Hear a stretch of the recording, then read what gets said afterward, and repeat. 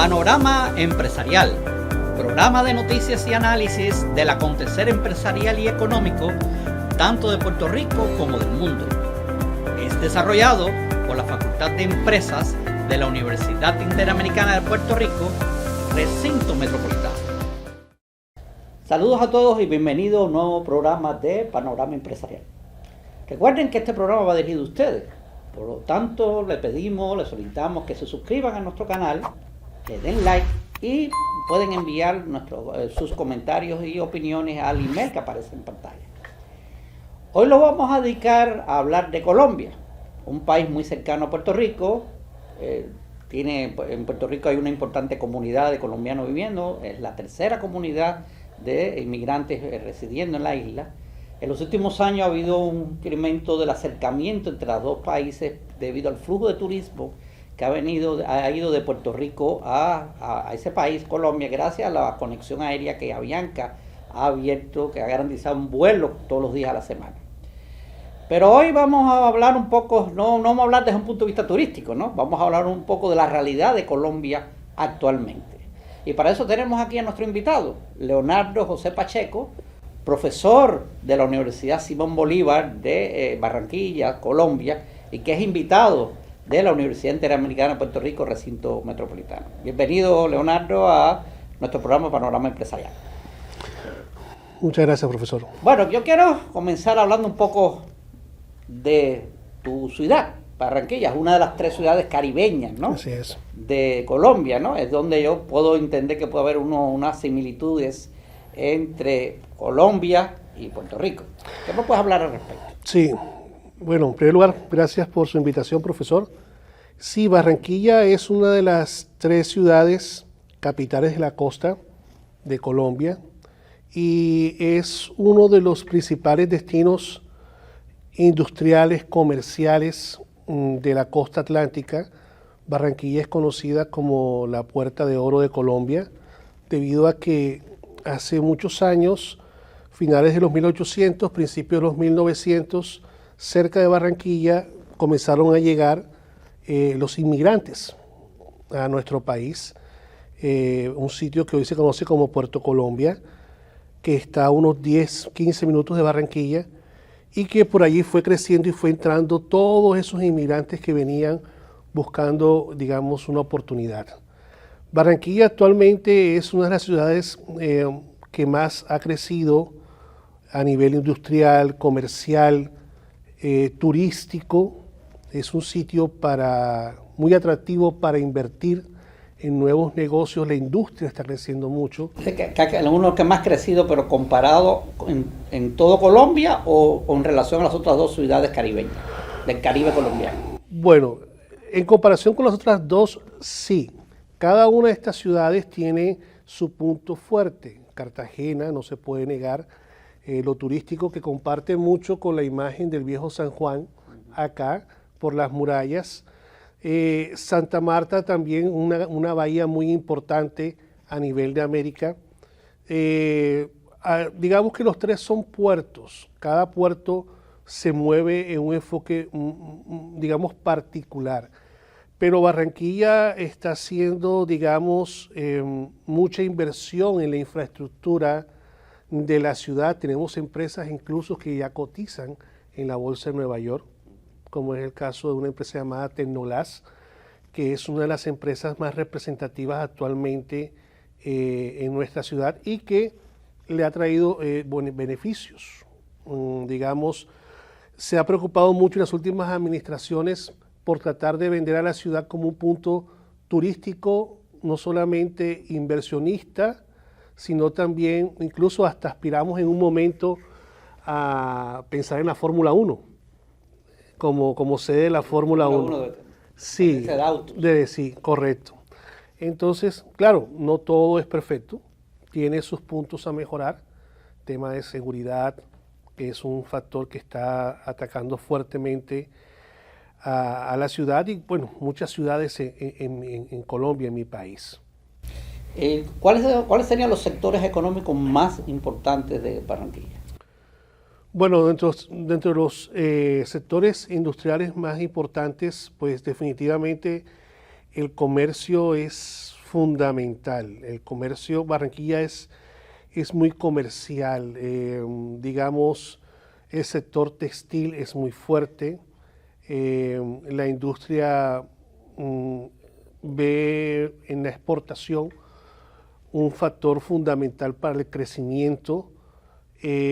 Barranquilla se está situando, digamos, los nuevos coworkers, los sitios donde se pueden hacer negocios. Otras empresas de diferentes países tienen sus oficinas en Barranquilla para de ahí crecer no solamente hacia Colombia, sino también hacia Latinoamérica. La parte industrial también es muy fuerte en cuanto a la producción. Barranquilla, por tener un puerto en particular, nosotros tenemos mar y tenemos río, estamos encerrados entre los dos. O sea, está en el medio entre el mar y el río. Está así. Y el río es una vía de tránsito de mercancía. Es una vía, sí, se usa mucho de sitios llamados bocas de ceniza, donde se encuentra el mar Atlántico con el río Magdalena, que es el fluvial, esa gente fluvial, donde entran las embarcaciones y se está tratando de modernizar y comercializar todo lo que tiene que ver con el río. Uno de los enfoques en las últimas administraciones es que el río dé cara al mundo. Se han construido malecones, se han adecuado incluso una ciénaga que es llamada la Ciénaga de Mallorquí como algo turístico.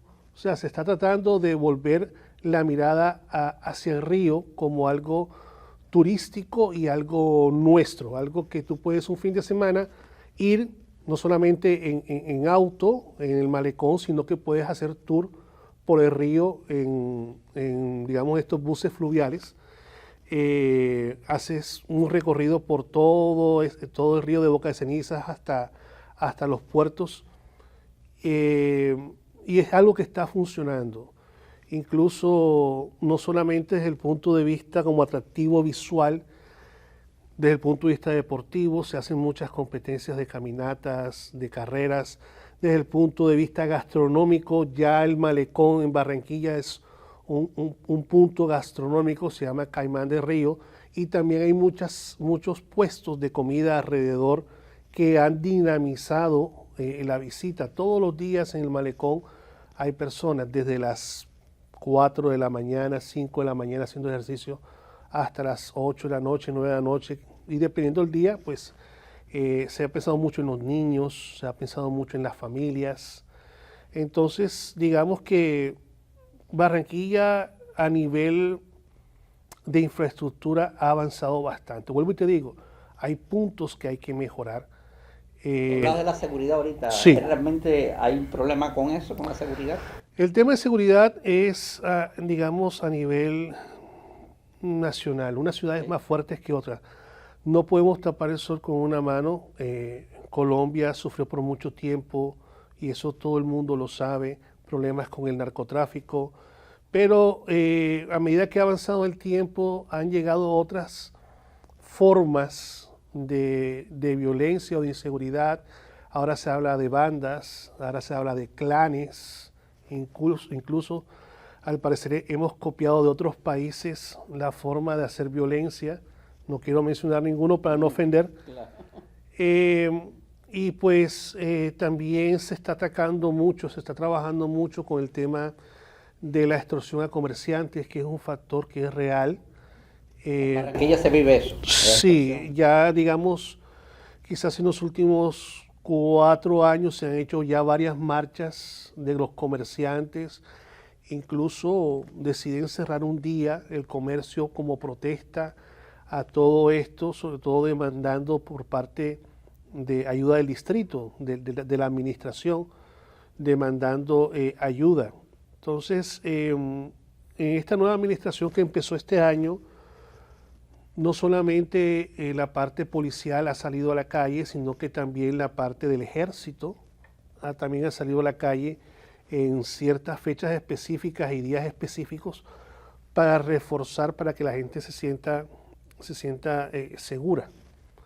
No podemos comparar la cultura si bien somos isleños, somos caribe, somos latinos, sí hay unas diferencias desde el punto de vista cultural, desde el punto de vista de percepción de cómo ver el bien de las demás, cómo tratar, pero también hay similitudes y estamos trabajando en eso. A nosotros nos gusta creer mucho en que estamos bien. Hay un dicho en Barranquilla que dice que somos el mejor vividero. ¿Qué significa eso? El mejor vividero es el mejor sitio para vivir. O sea, a pesar de, al barranquillero le gusta pensar eso, el barranquillero es optimista a pesar de las cosas, ¿sí? Y en tu opinión, hay porque bueno, para pensar en el mejor lugar para vivir, uno lo primero que piensa en la calidad de vida. ¿Cómo sería en sentido general esa calidad de vida en Barranquilla si lo compararas con otras ciudades de Colombia?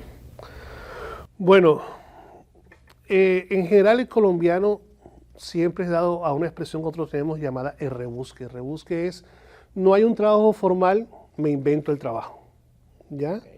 Okay. Lo que es la informalidad. La informalidad es un factor muy grande a nivel nacional, un porcentaje muy alto a nivel nacional de los colombianos vive en la informalidad, es decir, montan su propio negocio, quizás en su casa, una cocina oculta, en la esquina, la comida rápida, y en Barranquilla no es la excepción. El barranquillero, allá le llaman la expresión estar varado. Estar varado es estar sin trabajo, sin no tener una fuente de ingreso. Y el barranquillero es complicado que le guste estar varado, ¿sí? Algo se inventa. O sea, un invento para ganarse la vida, para sostenerse a él o ella y a su familia, ¿no? Sí, eso es así. Entonces eso nos me lleva a la otra pregunta que tenía, es una valoración, tu valoración sobre el emprendedorismo en Colombia, porque ciertamente aún esas personas que están en la informalidad están demostrando ser emprendedores, lo que pasa es que están fuera de los marcos de control o regulación estatal, pero son emprendedores. Así es. O sea, ¿cómo valoras esa tendencia, el emprendedorismo en Colombia? Bueno, como en cualquier sistema, hay, digamos, tanto barreras reales de entrada a la formalidad como barreras de concepción por parte de la gente. Una de las cosas que más te lleva a emprender en la informalidad al principio es, por ejemplo, el acceso al dinero, al capital, ¿sí? También está el tema de que no me suena pagar impuestos, por ejemplo, ya que eso es normal en cualquier lado. En cualquier lado la gente trata de huir pagar impuestos, en cualquier país.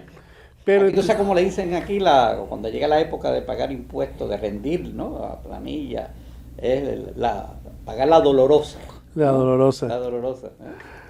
No, allá, bueno, nuestra entidad se llama la DIAN y no, eso no perdona. Pero bueno, cuando ya comienza, digamos, la gente comienza con un puesto en una esquina, que es lo más común para empezar cualquier emprendimiento allá, por la misma forma de ser del barranquillero, allá le decimos entrón, o sea que no nos da pena, no nos da vergüenza, no nos da pena con el amigo o la amiga que nos vea, no. Se monta el negocio y si el producto es bueno, si el servicio es bueno, eso comienza a crecer, poco a poco comienza a crecer y va a llegar un momento en que si la persona que está ahí emprendiendo tiene visión de crecer, sí o sí va a pasar a la formalidad, ¿ya? Y en ese sentido hay muchas personas que como te dije al principio del dicho, se rebuscan, buscan la forma de llevar al sustento. Al principio es una sola persona, de pronto el papá o la mamá, de pronto ya pasa la pareja, de pronto ya pasa la familia, ya comienzan a contratar al amigo, al vecino, a medida que las cosas van creciendo, pero siempre con la mentalidad de crecer.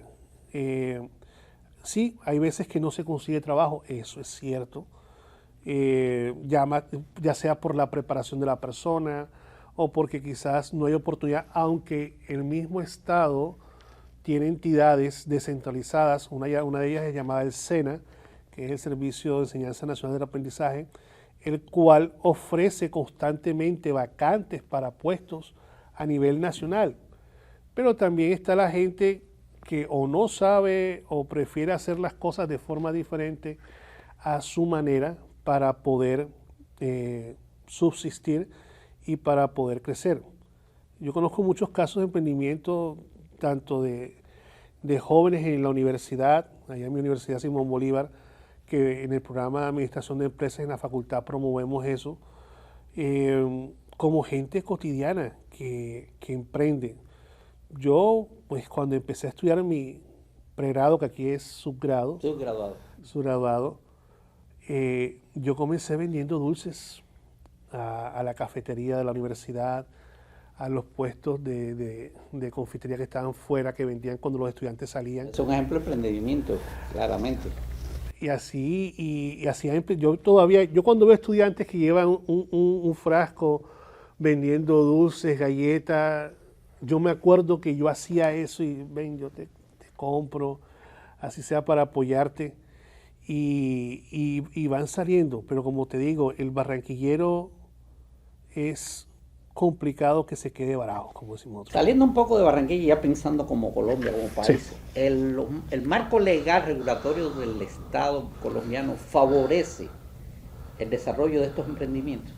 O sea, hay un marco, un ambiente creado para que esas pequeñas y medianas empresas colombianas surjan, crezcan, se desarrollen. Bueno, el Estado promueve y da facilidades tanto al grande como al pequeño.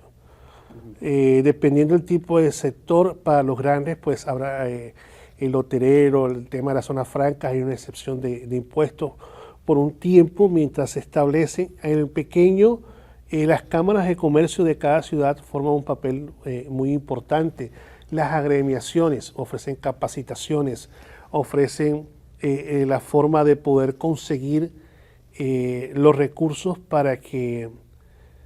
para evitar la alternativa del común de allá, que la alternativa es el prestamista, el agiotista, el usurero, allá le llaman el gota a gota, el prestadiario, que te presta sin ningún problema, pero te cobra un porcentaje mensual que es demasiado alto. Entonces se está buscando, incluso a través de fintech, de plataformas digitales, el mismo gobierno ha sido garante en algunos planes para prestar a la gente para que se aleje de eso y comience con préstamos a invertir. Hay fundaciones que también lo hacen.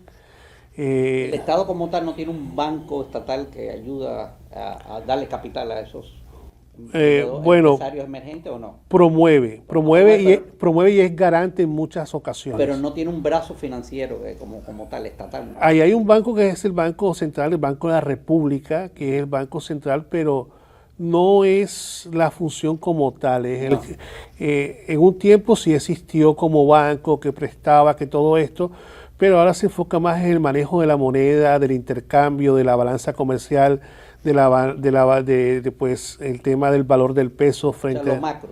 Exacto, lo macro. Entonces digamos que lo otro se lo ha dejado a los bancos privados, pero el gobierno promueve préstamos. Hay un banco, por ejemplo, que está dedicado a la parte agraria, que es el Banco Agrario, donde el gobierno muchas veces respalda esos préstamos para un bajo interés, que bueno, desafortunadamente a veces cuestiones del clima, como puede suceder en muchas partes, sí, a veces entorpece, entonces se refinancia o se buscan alternativas. Y en la parte comercial hay agremiaciones que prestan, hay bancos que prestan bajo, por ejemplo, con el tema de la pandemia, el gobierno salió garante de muchos préstamos para que la economía se reactivara otra vez. Y pues... ¿Qué significa garante en ese estado, el Estado siendo garante? El garante es que, por ejemplo, saco un préstamo de X cantidad de dinero y el gobierno, hay un fondo que responde si yo no pago. Claro que tampoco es así tan alegre decir, no pagué ya, no, tampoco así, pero como a la final el banco es privado, tiene sus accionistas, tiene que responder ante un tercero, entonces el gobierno está respaldando eso. Igual, digamos, hay fundaciones incluso que respaldan a los microempresarios. Fundaciones privadas. Fundaciones privadas. Me imagino son fundaciones sin fines de lucro, ¿no? Yo mismo utilicé sus servicios cuando te dije que vendí los dulces. Sí. Esa plata la conseguí con una fundación. O sea, esas fundaciones dan capital. Dan capital, pero con la condición primero de que te capacites. Ok. Te capacitan X tiempo y después de ese tiempo te prestan el dinero y te hacen un seguimiento mientras vas pagando el dinero. No solamente por el tema de velar por la inversión, sino también por el tema de que tu negocio vaya creciendo en la medida que va pasando el tiempo, que pues no es que te di esto y me devuelves esto y no creciste, sino cómo vas en el tiempo creciendo. Y hay muchas fundaciones, bancos que están enfocados, por ejemplo, en prestar a madres solteras, a la mujer. ¿A los jóvenes hay dirección en esa línea? Bueno, digamos, emprendedores jóvenes que por primera vez abren su primera empresa. Bueno, en ese sentido, más bien se buscan a lo que son las incubadoras y las aceleradoras. ¿Qué hay allá? Sí, hay allá. Es más, la universidad tiene, está Macondo, que es no solamente una incubadora, una aceleradora que ha sido reconocida a nivel internacional. En años anteriores ganó premios internacionales a nivel latinoamericano. Por eso, por impulsar y acelerar microempresarios o gente que simplemente tiene una idea, un proyecto y lo van desarrollando hasta ya pues los convenios y dejar funcionando el negocio. Un tema que aquí en Puerto Rico es un verdadero dolor de cabeza es lo que nosotros llamamos la permisología, o sea, el entramado de permisos para crear una empresa, montarla. Aquí, por ejemplo, aquí se pueden poner meses a un empresario tener todos los permisos en regla para poder operar. ¿Cómo funciona eso allá en Colombia? Bueno, hay dos regímenes. Está el régimen, llaman el régimen simplificado y el régimen común para el tema de crear negocios. Hay un régimen que si tú facturas hasta tanto valor, no tienes que, digamos, estar reportando, de estar pagando impuestos. No, o sea, sí está formalizado, pero debido a tu facturación, pues digamos que lo que puedes pagar de impuestos es lo que ya te están cobrando en la retención en la fuente cuando tú compras un producto. Por ejemplo, si yo vendo pudines, por ejemplo, soy régimen simplificado, cualquier cuota de impuestos que yo puedo estar pagando ya lo pagué cuando compré ese pudín que voy a volver a vender. Se llama la retención en la fuente. Sí, pero eso es con respecto a las obligaciones tributarias. Me refiero al inicio. Yo soy un colombiano, quiero montar mi empresa por primera vez. Bueno. ¿Qué permisos yo necesito? En ese caso me acerco a la Cámara de Comercio de mi ciudad. Okay. Allá siempre hay una serie de asesores que están dispuestos, sobre todo a esa primera vez. Uno llega y dice, no, mira, voy a montar este negocio X, ¿qué necesito? Ahí mismo te entregan los requisitos y ellos te van asesorando paso por paso. La verdad, montar un negocio formal no es tan complicado. No requiere tantos permisos del Estado. No. Obviamente, no podemos generalizar porque habrán sectores que por su particularidad, por ejemplo, si yo voy a hablar de que voy a montar, qué sé yo, una empresa que se encarga de eliminar elementos biológicos, por decirte algo, va a necesitar una cantidad de permisos y requisitos de diferentes entes distritales. Pero como lo que más se mueve es el comercio, tiene muy pocas barreras de entrada para formalizar. Tú vas a la Cámara, haces la carta de constitución, nombre que le vas a colocar al negocio, quiénes son la junta o los accionistas del negocio. La Cámara de Comercio, me está hablando, es un ente privado. Sí, es un ente privado. O sea, quiere decir que un negocio allí, cuando tú quieres montar un negocio, tu primera canalización es a través de ese ente privado, no a través de la puerta del Estado. No, pero o sea, a pesar de que digamos es privado, es un ente que es reconocido ante el distrito, y que pues lo que busca es gestionar y promover la creación de empresas y digamos, como te digo, el principal negocio ya es el comercio, en el caso de Barranquilla. El comercio, cuando digo comercio, comercio al detalle, incluye también gastronomía, etcétera. Todo eso, sí, exacto. Cuando hablo de comercio no me refiero a producción, sino, bueno, aunque gastronomía hay algo de producción ahí, Claro. pero no, me refiero es a la compra y venta de bienes y servicios, es el principal sector. Hay un sector industrial de producción textil muy fuerte, como te hablé, la empresa esta de vidrios que exporta principalmente a Estados Unidos, pero el fuerte es la comercialización. Hay un elemento cultural muy fuerte en Colombia que es la tienda, que en algunos países le llaman kiosco, que es ese sitio en una esquina de barrio donde la gente, en vez de ir al supermercado, va y compra allí. Probablemente un poquito más caro, pero está ahí, está a media cuadra, está a una cuadra. Metido en el barrio. Sí, y es algo social, es como el club social del barrio. O sea, De la tienda. sí, tú vas allí y mientras tú estás comprando, tú estás hablando con el tendero, con el vecino que acabó de llegar. Y es algo que a pesar de que hay muchos centros comerciales en Colombia, eso no se ha acabado, porque es algo muy cultural. Incluso hasta te dan crédito nada más por tu cara, por conocerte, y eso a muchas familias ayuda. Claro. Tú en el programa hoy me has hablado mucho del comercio, ¿no? Como Sí. algo elemento importante, pero pensando ya como Colombia, ¿no? Ok. Vamos a salir de Barranquilla.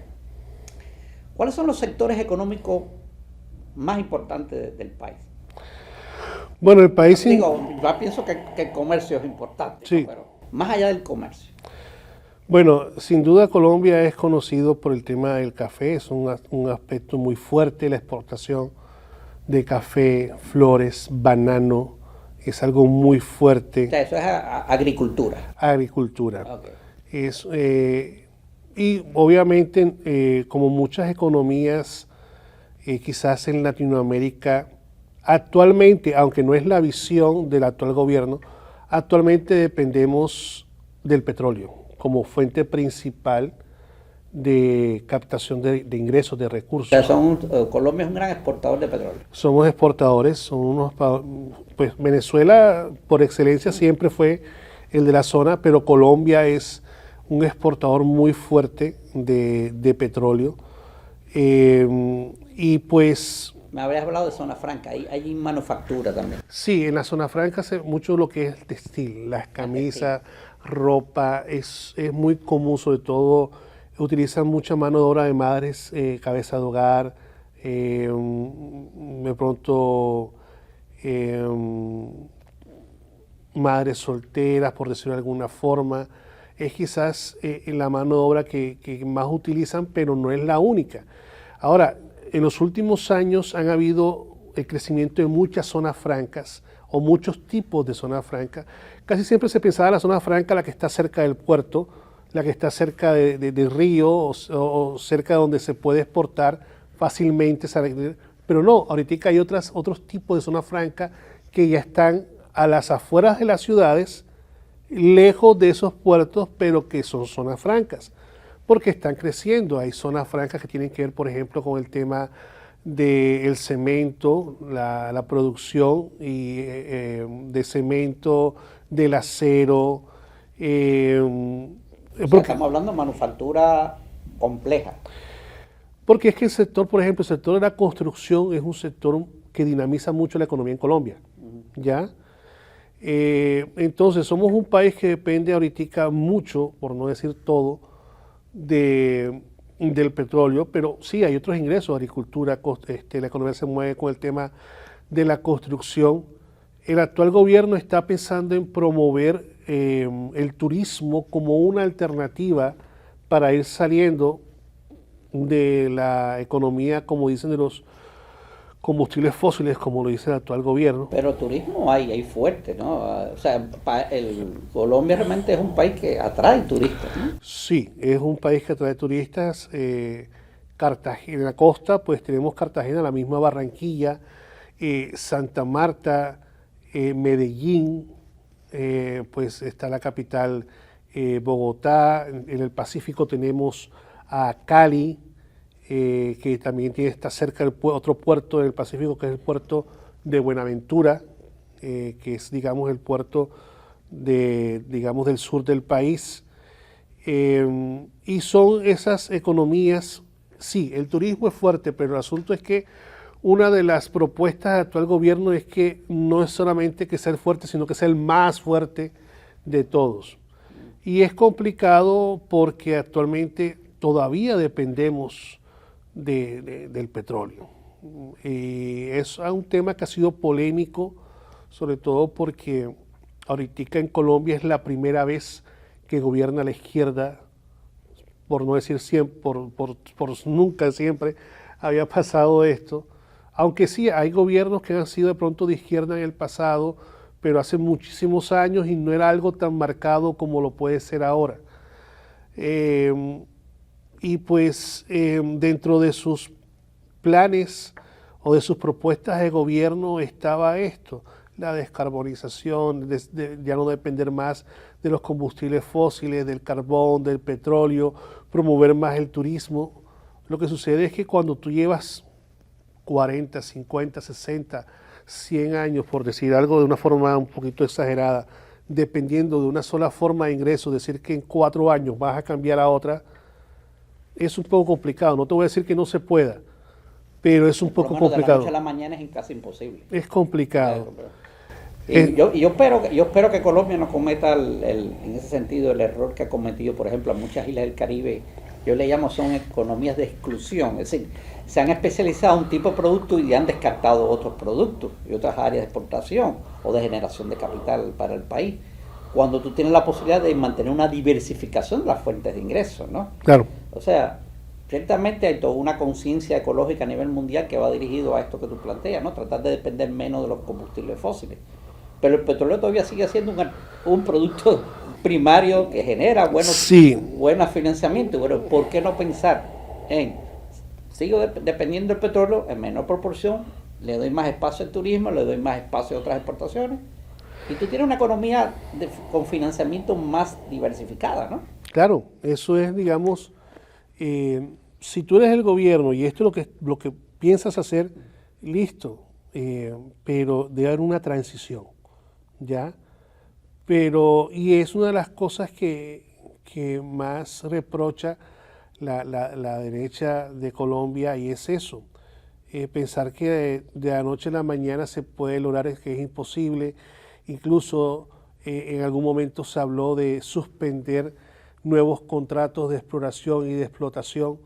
Entonces, pues, el gobierno dice, bueno, se supone que con los recursos que tenemos actualmente y las reservas podemos mantener nuestra economía hasta el 2030, bueno, o 2036 y después, ¿ya? Comenzar de cero en otro tipo de economía a un país de 50 y tantos de millones de habitantes no es así de fácil. No digo que no se pueda. Lo que estoy diciendo es que debe haber una transición viable. Si tú dices, ya no vamos a depender de esto, que no va a ser fácil porque si es a nivel de cualquier empresa, cualquier cambio es traumático. Ahora, si lo vas a llevar a un país, va a ser muchísimo más. Entonces, si tú vas a proponer que vas a cambiar del petróleo, no digamos a una sola cosa, a 20 cosas diferentes, tiene que haber un proceso de transición. Tiene que haber un proceso de transición y asegurar de que las otras alternativas van a ser tan efectivas como la que está actualmente. Que sí que es un poco complicado que a nivel, en las nuevas tendencias que hay de cuidar el planeta, de velar por una economía verde, listo, todo eso es cierto, pero tapar el sol con una mano de decir que hoy dependemos y ya mañana no. Mira lo que pasó con la guerra de Rusia con Ucrania, los efectos colaterales que ha tenido con Alemania, que Alemania ha tenido que estar buscando gas y petróleo en otro lado. O sea, eso no es así de fácil. Claro. Bueno, tú has mencionado en un par de ocasiones hoy en este programa lo del actual gobierno, y ciertamente Colombia tuvo su propia historia al dar paso por primera vez a un gobierno de izquierda, ¿no? Así es. Le voy a hacer una pregunta bien simple. ¿Cómo les ha ido con este primer gobierno de izquierda, en sentido general? Bueno, mira, apenas ahorita en agosto de este año se cumplen 2 años de gobierno del actual presidente, que es de izquierda. ¿Cuál es el nombre del actual presidente? Gustavo Petro. Gustavo Petro. Del presidente Petro. Una de las cosas que a mí más me duele de mi país es que es polarizado y no reconoce que es polarizado. Es decir, o estás conmigo o estás en contra mía. Yo no puedo, es muy complicado la gente que acepta, sobre todo en la parte política, es muy complicado la gente que acepta estar en desacuerdo conmigo y que está bien que estemos en desacuerdo. ¿Ya? Hay una frase que a mí me gusta mucho y que pienso que se puede aplicar a muchos: estamos de acuerdo en que estamos en desacuerdo. Y el hecho de no estar contigo no significa estar en contra de ti. Entonces, no solamente es izquierda-derecha, ¿sí? Sino que hay veces que queremos colocarle nombre y apellido a la izquierda y a la derecha. Entonces, se le quiere colocar el nombre de a la derecha Álvaro Uribe, que fue presidente, el último presidente que fue Iván Duque. Decían que era un discípulo de Uribe, pero se desmarcó después. Bueno, eso han dicho los últimos dos, de Santos y de Duque. De Santos. También dijeron lo mismo, que eran discípulos y de un momento a otro se desligaron. Sí, eso han dicho de los dos. Entonces, cuando, por ejemplo, una de las estrategias que le sirvió mucho al gobierno de Petro para colocarse fueron, por ejemplo, las marchas, estar en contra de muchas cosas cuando estaban los otros gobiernos. Una de las cosas que más ha impactado a todos los colombianos, por ejemplo, el tema de la gasolina, ¿sí? Yo sé que acá se mide por litros, allá lo medimos por galón. Allá un galón son casi 4 litros, 3.89, casi 4. Y más o menos haciendo una equivalencia en dólares, cuando tomó Petro el gobierno, una de sus promesas de campaña era: no voy a subir el precio de la gasolina, porque ahí hay algo que se llama el Fondo de Estabilización de Combustible, que se creó en su momento para tratar de estabilizar de acuerdo al precio internacional de cómo está el petróleo, cómo está el precio interno, y con una fórmula que muy pocos conocen, tratar de establecer el precio. Obviamente sabemos que la pandemia afectó todos los sectores, pues ese también fue uno, y el gobierno de Duque trató de no meterse con eso, pues porque al ser un país que depende del petróleo no solamente para exportar y producir, sino para moverse, en la parte de nuestro 80%, podría decir yo, del movimiento de todo, alimentos y productos en Colombia, es transporte terrestre. A pesar que tenemos grandes recursos fluviales de ríos, aún no estamos muy lejos todavía de desprendernos de la carretera y de los camiones y del transporte. Hablando a nivel nacional, a nivel interno, pues el movimiento de los vehículos de servicio público, los particulares. Entonces, su promesa de campaña era: no vamos a subir, y resulta que cuando ya entra aparentemente, pues bueno, a la gente hay que creerle, ¿no? Se encuentra un déficit en ese fondo, y en 2 años se ha duplicado el valor de la gasolina. Duplicado. Lo encontramos en casi $2, hoy está en $4. El $4 es el galón. El galón. O sea, entonces, que casi a nosotros casi sería $1 el litro, aproximadamente. Bueno, ¿y a cómo está? Bueno, ha bajado un poquito, pero está, por ejemplo, la regular está entre 88 centavos y 90 centavos el litro. Bueno, pero en este caso ustedes no son productores de petróleo. No, somos importadores, claro. Exacto. Claro. Sí, no, realmente es difícil entender un productor de petróleo que pueda. Exacto. Precio, claro. Que no somos capaces de transformar todo el petróleo para la producción interna. Tenemos que, listo, yo entiendo eso, pero duplicar en menos de 2 años el valor y decir que ya eso ha subsanado el asunto. Por ejemplo, yo como padre de familia, a mí se me duplicó el presupuesto de combustible en mi casa. Y estoy seguro que eso pasó con todo el mundo. Ahora, supuestamente esto se hizo para aquellos porque no quiero hacer publicidad gratis, pero los que son dueños de tal marca de vehículos, que son los que tienen grandes dinero, Sí, pero es que también el de la moto, el del vehículo, que no es una gran marca de alta gama, también necesita la misma gasolina. Entonces son cosas que, y el gobierno de Duque, por ejemplo, cuando Duque intentó subir 200 pesos, 200 pesos es más o menos como decir 10 centavos, 20 centavos. De dólar. De dólar. De dólar. Intentó subirlo, el país salió a la calle. ¿Y por qué ahora no salieron a la calle? ¿Qué sucedió? O sea, no hubo protesta. No hubo esa protesta. Y eso me imagino que ha complicado el nivel de la inflación, ¿verdad? En el país. Bueno, cuando Petro llegó, es que cuando Petro llegó, o sea... Se produjo también una devaluación del peso también. Sí, es que bueno, llegó un momento en que a forma de meme dice, todo es culpa de Petro. Yo no puedo decir que tampoco todo es culpa de Petro, pero era lo que la gente decía. Entonces, como decía, si llueve, no es culpa de Petro. Es más, había un dicho a manera de meme, de burla, que Petro era el culpable de la guerra en Ucrania. O sea, hasta ese punto todo era la culpa de él. Y pues, a ver, por ejemplo, pensar que de pronto todo lo que ha sucedido, es cierto que cuando tú entras en una nueva administración, tú arrastras cosas de la administración anterior. Es inevitable. Ya, eso es cierto, uno no puede decir que eso es mentira. Sin embargo, pues la gente tenía esperanzas en un cambio, ¿sí? Yo no sé si aquí cabe bien el dicho, mejor es malo conocido que bueno por conocer, no sé. Pero ¿cambio en qué dirección? Porque se pensaba que un gobierno de izquierda iba a pensar más en la gente. Okay. No solamente iba a pensar más en la gente, sino que no iba a hacer lo mismo que venían haciendo los otros. Y es complicado. Yo trato de pensar en que los que están en el gobierno pues también son personas. Y entonces tienes a una derecha que está pendiente de lo malo que hace la izquierda para promocionarlo, ¿ya?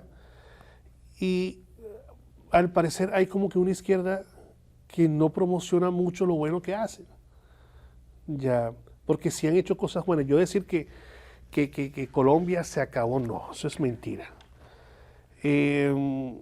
Que decir que sí han habido cosas que se esperaba que mejorara, que aún no han mejorado, ya. No sé, como que en particular quieres saber, a ver. Sí, lo que quería saber es, porque bueno, 2 años un gobierno no es nada. Sí, eso es cierto. Como habíamos hablado ahorita, un gobierno arrastra cosas del pasado. Total. Y es inevitable y es muy difícil que en 2 años arreglen lo que no se había arreglado anteriormente. Pero mi pregunta va enfocada precisamente en las expectativas que en ciertos sectores sociales podían tener con respecto a este gobierno, ¿no? ¿Hasta qué punto en estos 2 años Petro ha cumplido esas expectativas? ¿Y cuáles son las visiones que se ven en Colombia respecto a si va a ser capaz de cumplir los 2 años que le quedan? Bueno, en un par de ocasiones el presidente ha dicho que este plan de gobierno en 4 años no va a ser suficiente. Como que tratando de decir... Voy para la reelección. Probablemente. Sí. ¿Ya? Sí han habido cambios, sí ha habido inversión, pero cuando tú estás a la expectativa de algo tan grande como es un cambio de 180 grados en algo, tienes las expectativas muy altas. Y cuando de pronto tú haces cosas que no llenan esas expectativas, puedes decir que no se está haciendo nada. Y vuelvo y digo, decir que Petro no ha hecho nada también sería mentir. ¿Se ha equivocado? Sí, se ha equivocado. Ha intentado hacer una reforma de salud que al principio se echó para atrás, que ahora ya está caminando, una reforma pensional, una reforma laboral, y pues debido a que hay un Congreso muy polarizado, como dije al principio, muy de la derecha, pues se ha topado con grandes dificultades para poder conseguir esas reformas, tanto que pues ahora hay que negociar tal artículo o tal cosa. La que está ahorita en el tintero es la reforma pensional, que fue una de sus promesas de campaña, poder darle un auxilio a todos los ancianos, a todas las personas de tercera edad. Son cosas que cuando tú las dices al pueblo son muy bonitas de escuchar, y quién no quisiera que todo eso fuera realidad, pero el asunto es hasta qué punto esas promesas son viables, son verdaderas. Mi presupuesto alcanza para todo eso. Recién entrado hizo una reforma tributaria, el hecho de subirle el precio al tema de la gasolina fue otro ingreso que entró como tributo. Se está pensando quizás en otra reforma tributaria. Entonces, digamos que la derecha no perdona. Cualquier cosa, incluso a nivel personal, cosa a la cual yo estoy en contra, no tiene nada que ver una cosa con la otra. Mi gestión es una cosa, mi familia y la parte personal es otra, no tiene nada que ver una cosa con la otra. Yo pienso que ha podido hacer cosas de una mejor manera. Sí ha podido hacer cosas de una mejor manera. Todavía le hacen faltan 2 años para terminar su gobierno. Una de las cosas que más se le ha criticado a nivel de gobierno, a nivel de liderazgo, es el cambio constante, por ejemplo, de ministros. Sí, inestabilidad en los dirigentes. Cuando empezó, para muchos colocó a personas muy idóneas en el cargo. Pero las personas idóneas son las que también te dicen no es viable, no se puede. Y al parecer, y eso es ya cuestión de liderazgo, seas presidente, seas un gerente, no todo que está al frente le gusta que le digan no, ¿ya? Claro, también depende cómo te lo digan. Ya pero, lo diga la forma también. También depende. Es muy constante. Ya. Pero entonces si tienes un equipo que pronto te dice no, sea por buenas razones o no, después tienes un congreso que te dice no a las cosas, tampoco es que ha sido muy fácil tampoco gobernar. Eso también hay que decirlo. Yo no me considero que estoy en ninguno de los dos bandos para darle al uno o darle al otro. Yo simplemente examino y trato de llegar a conclusiones, ¿sí? Hoy te digo, porque hay veces que en mi país, si no eres del uno, eres del otro. No, puede que no sea ninguno de los dos. Simplemente estoy examinando cuál es la realidad y tomo lo bueno y pues tratamos de mejorar lo malo. Claro. Bueno, ahora a manera de resumen Sí. y de una forma sucinta, ponemos en una balanza todo lo que nos has dicho en el programa de hoy. ¿Cómo entonces tú caracterizarías en pocas palabras el ambiente de negocio actualmente en Colombia? ¿Favorable, no favorable? Bueno, si bien a nivel de inversión extranjera siempre se mira cómo está el gobierno, cómo están las políticas, Colombia es un país que todavía tiene mucho que dar. Y no solamente mucho que dar, sino que ofrece. Y está buscando personas que puedan tomar eso y que beneficien al país, beneficien a la localidad donde están y que también tengan sus propios beneficios y que esos beneficios se conozcan hacia afuera. Colombia es un país que tiene muchas fuentes y muchas áreas para invertir. Somos un país diverso étnicamente, diversos política, ideológica, en cuanto a la religión, a la fe. Entonces, ¿es favorable hoy el ambiente de negocio para invertir? Me gustaría pensar que sí. Perfecto. Bueno, realmente esto es un tema muy, muy interesante, muy apasionante, tan grande como es el mismo país, como es Colombia, pero siempre el tiempo nos traiciona. Yo siempre digo que el tiempo es el gran dictador para estos temas tan interesantes. Le damos las gracias a Leonardo por este análisis tan vasto sobre su país de origen y esperemos que ustedes de la audiencia hayan quedado satisfechos con este programa. Así que una vez más, Leonardo, gracias. Bueno, profe. Y será hasta el próximo programa de Panorama Empresarial.